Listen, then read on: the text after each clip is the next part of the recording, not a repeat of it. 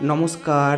অবতার বরিষ্ঠ ইউটিউব চ্যানেলের সকল ভক্ত, দর্শক ও শ্রোতাবিন্দুদের জানাই সাদর সুস্বাগতম।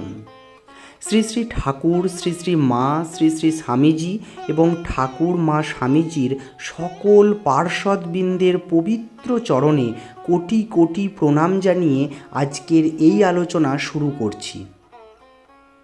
আজকের বিষয় নিত্য জপের প্রকৃত নিয়ম এবং খুব সহজে আমরা কিভাবে জপ ও ধ্যান শিখব।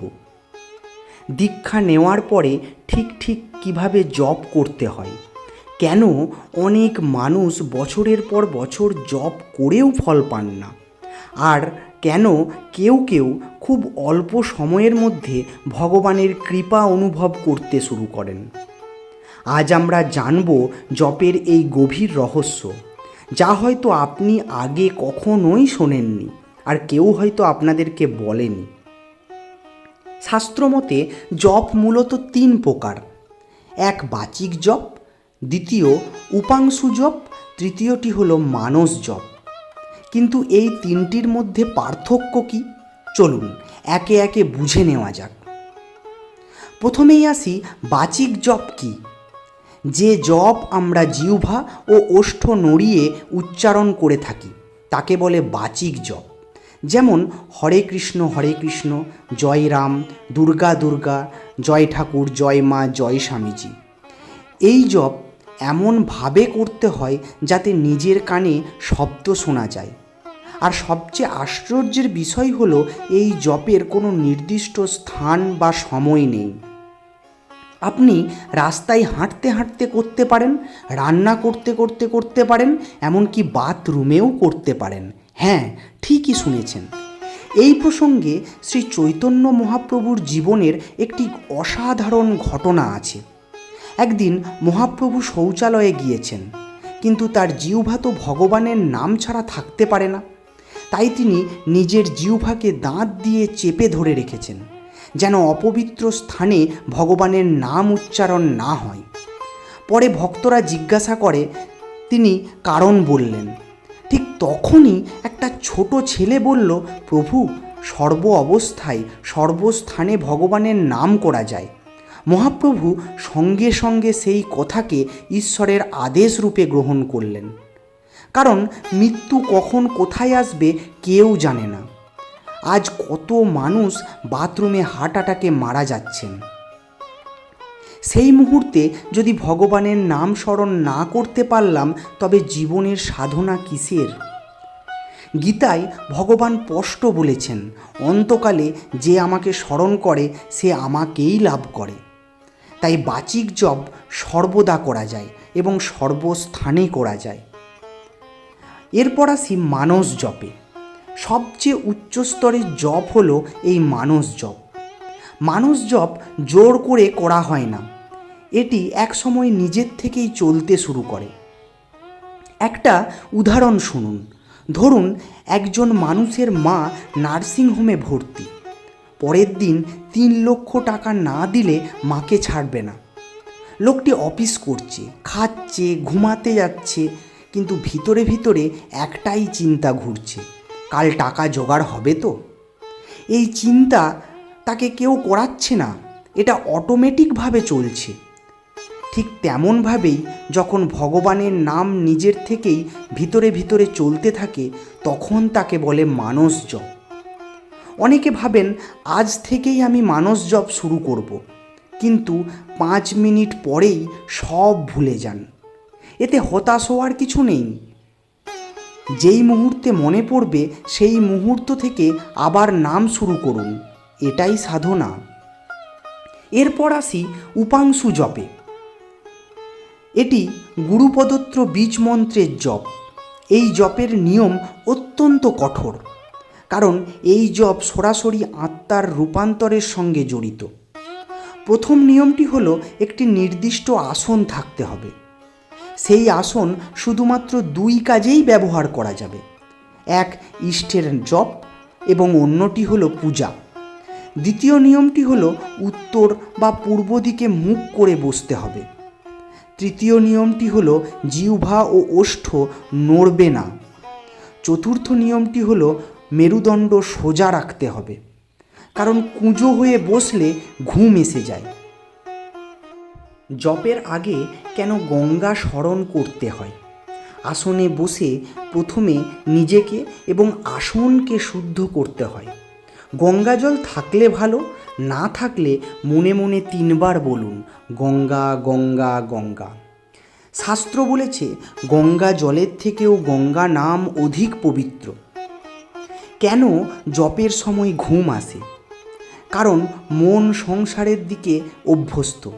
যখনই ভগবানের দিকে টানতে যাবেন মহামায়া বাধা দেবে। তখন মনে হবে কতক্ষণে জপ শেষ হবে, আজ থাক, কাল থেকে ভালোভাবে করব। এই যুদ্ধটাই হলো সাধনা। একজন ভক্ত তার গুরুদেবকে জিজ্ঞাসা করেছিলেন, মহারাজ, মন না বসলেও জপ করলে তো কিছু না কিছু ফল হবেই।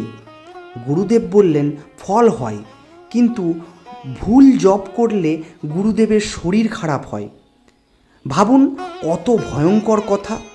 তাই জপ কখনো অবহেলা করা উচিত নয়। আঙুল ফাঁক থাকলে কি হয়? শ্রী শ্রী মা সারদা দেবী বলেছেন, আঙুল ফাঁক থাকলে জপের ফল গলে পড়ে যায়। শাস্ত্রে বলা হয়েছে ফাঁক থাকলে ভৈরব জপের ফল নিয়ে নেয়। তাই হাত সম্পূর্ণ বন্ধ করে জপ করতে হবে। জপের আগে কি কি স্মরণ করতে হয়? প্রথমে বিষ্ণু স্মরণ, তারপর গুরু স্মরণ, তারপর গণেশজিকে স্মরণ, কারণ তিনি বিঘ্ন বিনায়ক। এরপর চারিদিকে শান্তির প্রার্থনা করতে হয়।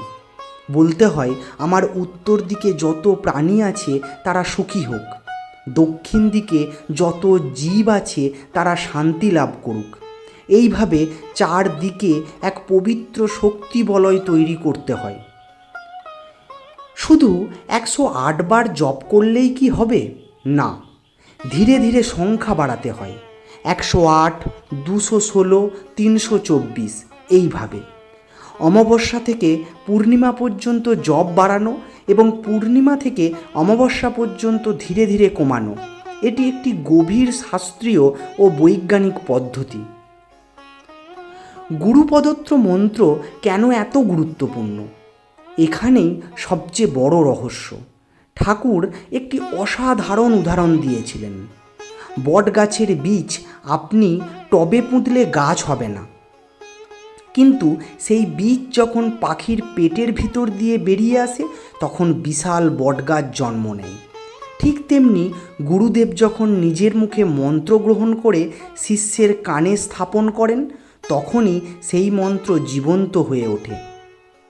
একটা গুলি হাত দিয়ে ছুঁড়ে মারলে কিছুই হবে না, কিন্তু সেই গুলি যখন বন্দুকের ভিতর দিয়ে বেরোয় তখন মৃত্যু নিশ্চিত। বইয়ের লেখা নাম আর গুরুপদত্ত নামের মধ্যে এটাই পার্থক্য। গুরুমুখী মন্ত্র অহংকারকে হত্যা করে।